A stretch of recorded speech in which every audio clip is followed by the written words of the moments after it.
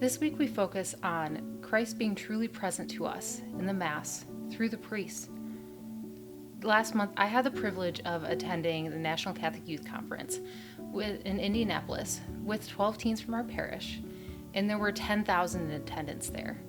We closed with Mass on Saturday evening, where we were joined by hundreds of priests and seminarians celebrating with us.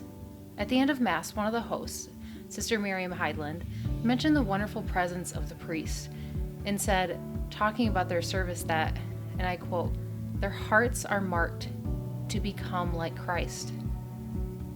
Priests are called to service, as we all are, but their service is to serve as Christ did, to serve the people they are called to minister. They minister to us in our happiest moments, like in weddings and in baptisms. They also minister to us in times of struggle, in anointing of the sick, reconciliation, and a loved one's funeral.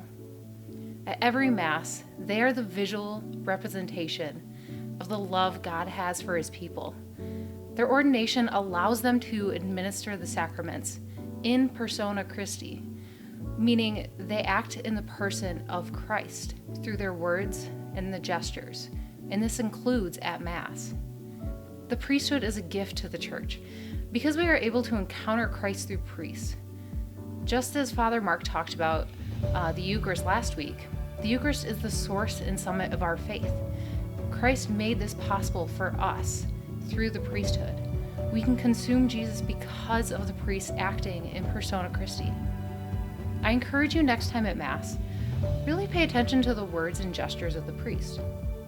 Sometimes we get so caught up in the repetition of what's going on, we forget the reason of why it's happening and what's really happening. We, the lay people of the Church, are called to have full, conscious, and active participation in Mass.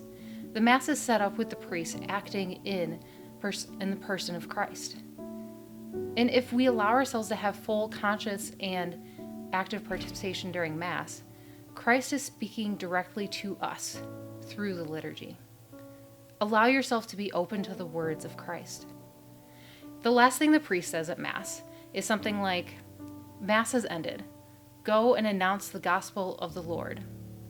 As we continue this Advent and our time of renewal, who can you announce the gospel to and invite back to Mass? Have a blessed week.